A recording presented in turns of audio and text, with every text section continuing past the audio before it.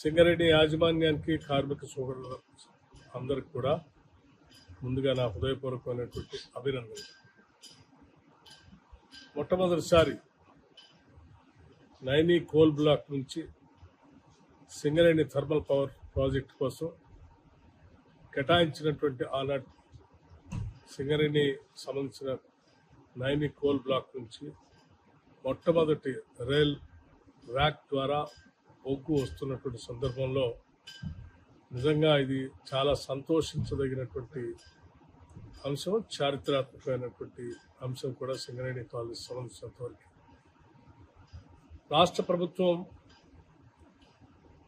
రాష్ట్ర అవసరాలను దృష్టిలో పెట్టుకొని జెన్కో ద్వారా ప్రొడ్యూస్ చేస్తున్నటువంటి పవర్ సెక్టార్తో పాటు సింగరేణి కూడా పవర్ జనరేషన్లో భాగస్వామి ఈరోజు పవర్ ప్రాజెక్ట్ నడుపుతున్నటువంటి విషయం కూడా మనందరికీ తెలిసింది.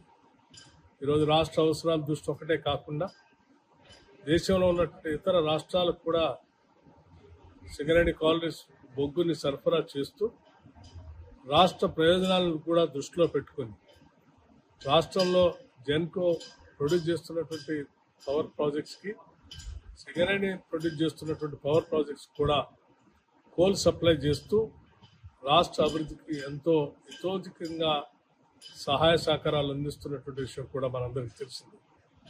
ఈరోజు రాష్ట్ర అవసరాలు పెరిగిపోతూ ప్రొడక్షన్ పెరిగిపోతూ రాష్ట్రంలో అనేక అవసరాలను తీర్చడానికి కావలసినంత స్థాయిలో పవర్ ఉత్పత్తిని పెంచుకోవడం కోసం జరుగుతున్నటువంటి ప్రక్రియలో రాష్ట్ర ప్రభుత్వం కోరిన మీదట సింగరేణి తన ఉత్పత్తిని పెంచుకోవడమే కాకుండా సింగరేణి ఇంకా అనేక రకాలైన కొత్త నూతన బ్లాకులను తెచ్చుకోవడం కోసం చేస్తున్న ప్రయత్నానికి రాష్ట్ర ప్రభుత్వం పెద్ద ఎత్తున సహాయ సహకారాలు అందిస్తూ భవిష్యత్తులో ఇంకా కొన్ని బ్లాకులు పొందుతారు. ఇప్పటికే మనం తాడిచెర్ల 2 బ్లాక్ని పొందాం.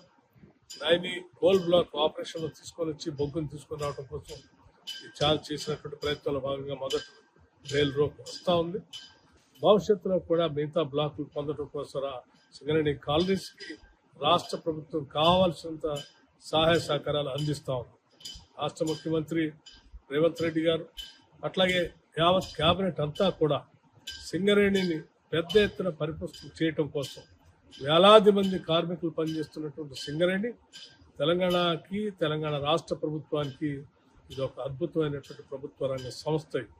ఇటువంటి సంస్థని కాపాడుకోవటం కోసం చేయాల్సినటువంటి సహాయ సహకారాలు అందించడమే కాకుండా పూర్తి సహకారాన్ని అందిస్తూ రాబోయే 100 సంవత్సరాల్లో కూడా తెలంగాణ సంబంధించిన సింగరేణి ఈ కాలనీస్ కేవలం కోల్ మైనింగ్ ఒకటే కాకుండా ఇతరత్ర critical minerals, rare earth minerals కూడా ముందుకు పోతూ ప్రపంచంలోనే అతిపెద్ద పోటీ పడేటువంటి మైనింగ్ సంస్థకు ఎదగాలని రాష్ట్ర ప్రభుత్వం ఆశిస్తా ఉంది.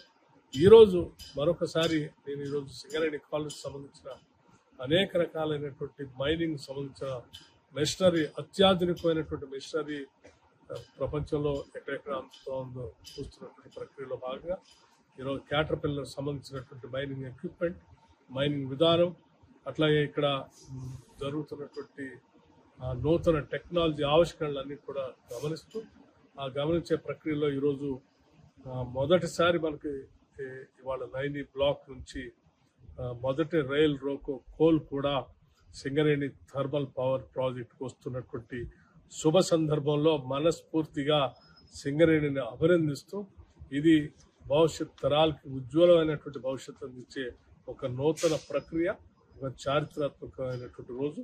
నేను హృదయపూర్వకంగా మరొక్కసారి సింగరేణి కార్మికులకి సింగరేణి యాజమాన్యానికి మనస్ఫూర్తిగా అభినందనలు తెలియజేస్తా ఉన్నాను.